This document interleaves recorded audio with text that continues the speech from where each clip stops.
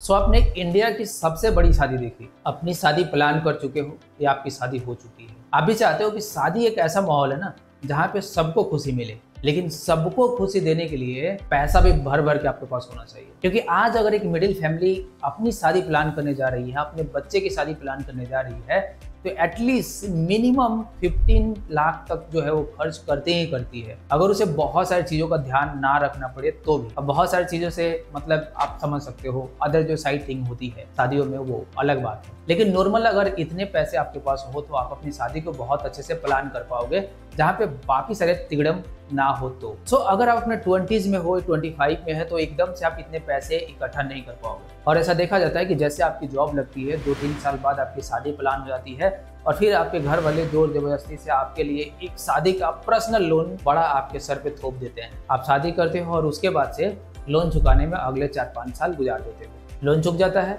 उसके बाद आपको एक कार चाहिए, एक घर चाहिए, और फिर ये EMI का सिलसिला 40, 45, 50 सालों तक चलते ही रहता है। और ये कुछ ना कुछ जरूरत के हिसाब से आप इसमें पड़े ही रहते हो। आप फिर कोई भी चीज प्लान नहीं कर पाते।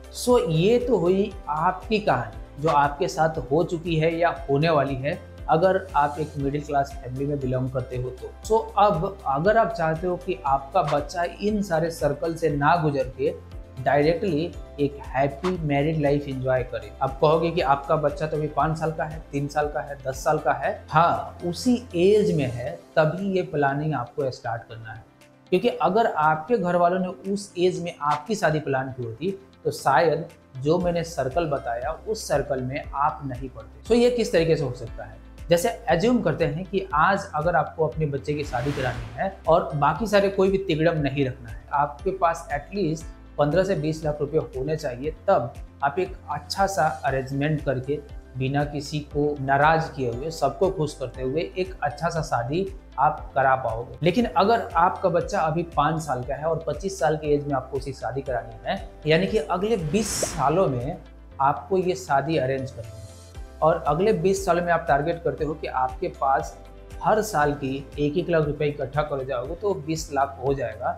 लेकिन ये जो 20 लाख की वैल्यू है, ये इन्फ्लेशन खा जाएगा, और ये अमाउंट आपके पास इतनी होने के बाद भी वो इनफ नहीं होगी कि आप उसकी मैरिज अच्छे से करा पाओ। आपको इन्फ्लेशन को ध्यान रखते हुए जब वो 25 या 30 साल की एज में पहुंचेगा, अपने शादी के लिए फिट होगा, तब तक आपको ये 15 से 20 लाख की जगह 60 से 65 लाख रुपए की जरूरत पड़ेगी अगले 20 सालों में, अगले 25 सालों में। और ये आप किस तरीके से प्लान कर पाओगे? आपको आज से ही सोच के जाना पड़ेगा कि अगले 20 सालों में, 25 सालों में आपको क्या क्या चीज़ों की ज़रूरत पड़ेगी और किस तरीके से उसे प्लान करके जा रहे हो। उस ज़रूरत के हिसाब से आपको अमाउंट कितना चाहिए, और उस अमाउंट के हिसाब से जो नॉर्मल रिटर्न है मार्केट का, उस रिटर्न को ध्यान में रखते हुए उस अमाउंट को आज से SIP करना, इन्वेस्ट करना शुरू कर दोगे। और जैसे जैसे ये दिन जब आएगा, आप देखोगे कि आप एक हैप्पी तरीके से अपने चाइल्ड की वेडिंग है ये प्लान कर रहे हो,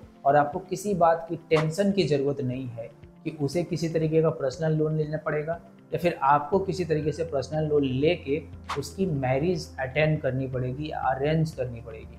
और ये सारी चीज़ें आप आज से प्लान करके चले जाओगे।